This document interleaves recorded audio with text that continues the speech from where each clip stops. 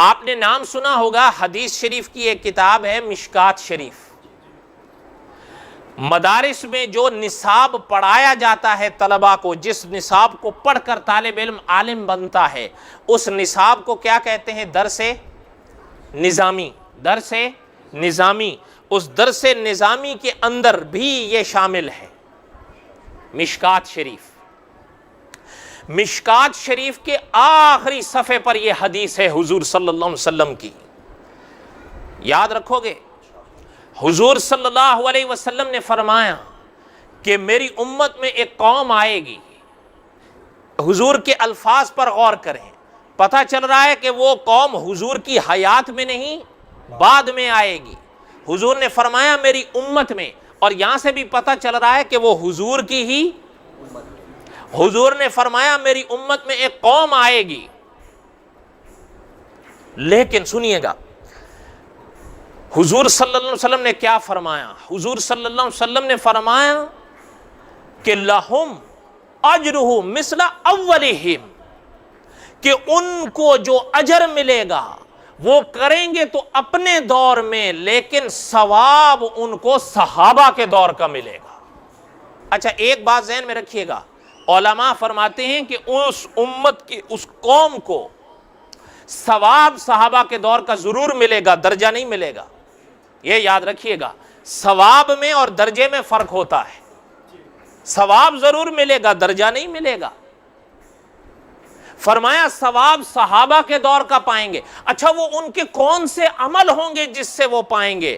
حضور صلی اللہ علیہ وسلم کی حدیث کو سنیے، فرمایا یأمرون بالمعروف، وہ لوگوں کو اچھائیوں کا کہیں گے۔ یہ پہلا عمل ہوگا ان کا، خود کریں گے اور دوسروں کو بھی یأمرون بالمعروف، اچھائیوں کا کہیں گے۔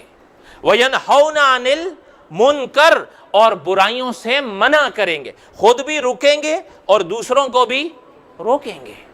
اور آگے فرمایا وَيُقَاتِلُونَ أَهْلَ الْفِتْنِ، اور اہل فتنہ سے وہ قتال کریں گے۔ کیا کریں گے؟ مقابلہ کریں گے، قتال کریں گے۔ یہ تو ہے اس حدیث شریف کا ترجمہ۔ علماء احناف میں ایک عالم گزرے ہیں 10ویں صدی میں۔ کون سی صدی میں؟ 10ویں صدی میں۔ ملا علی قاری رحمت اللہ علیہ، حضرت نے مشکات شریف کی شرح لکھی ہے، مرقات۔ حدیث شریف کی کتاب کا نام ہے مشکات، حضرت نے اس کی شرح لکھی مرقات 10 جلدوں میں۔ اور حضرت نے وَيُقَاتِلُونَ أَهْلَ الْفِتْنِ، اس لفظ کا شرح سمجھائی ہے کہ اس لفظ کی شرح کیا ہے۔ حضرت نے فرمایا کہ جو قتال کیا جائے گا نا اہل فتنہ سے، وہ 2 طرح سے ہوگا۔ کس طرح سے ہوگا؟ فرمایا یا تو وہ ہوگا ہاتھ سے۔ کس سے ہوگا؟ ہاتھ سے، کہ جب کوئی فتنہ سامنے آتا ہے اور وہ ہتھیار استعمال کرتا ہے تو ادھر سے بھی جو ہتھیار سے اس کا جواب دے گا، اس حدیث شریف کا وہ مصداق بنے گا۔ ٹھیک ہے؟ اور فرمایا کہ جو فتنہ تلوار اور ہاتھ سے نہیں آئے گا، ان کے زمانے میں یہ بندوق، یہ ایٹم نہیں ہوتا تھا، ٹھیک ہے، تلوار ہوتی تھی، نیزے ہوتے تھے، تیر ہوتے تھے۔ فرمایا کہ جو ان سے نہیں آئے گا فتنہ، لیکن زبان اور قلم سے وہ فتنہ اٹھے گا، تو جو سامنے سے ان کے قلم اور ہاتھ کے جواب میں قلم اور ہاتھ چلائے گا اور اس فتنے کا مقابلہ کرے گا، وہ عالم بھی اور وہ شخص بھی اس حدیث کا مصداق ہوگا۔ سمجھ میں آئی یہ بات؟ نہیں سمجھ میں آئی؟ آگے حضرت نے شرح میں لکھا ہے کہ جس طرح خارجی اور رافضی، حضرت نے اپنے دور کے جس طرح غالباً قدریہ یا خارجی رافضی، ان کی مثال بھی حضرت نے دی کہ جس طرح ان سے، کیوں یہ جو فتنوں جن کا ذکر حضرت نے شرح میں کیا ہے نا، ان سے تلوار اور تیر کا مقابلہ نہیں تھا، ان سے زبان اور قلم کا مقابلہ تھا۔ علماء وقت نے ان کا جواب انہی ہاتھ اور زبان سے دیا ہے، تیر اور تفنگ سے ان کا مقابلہ نہیں تھا۔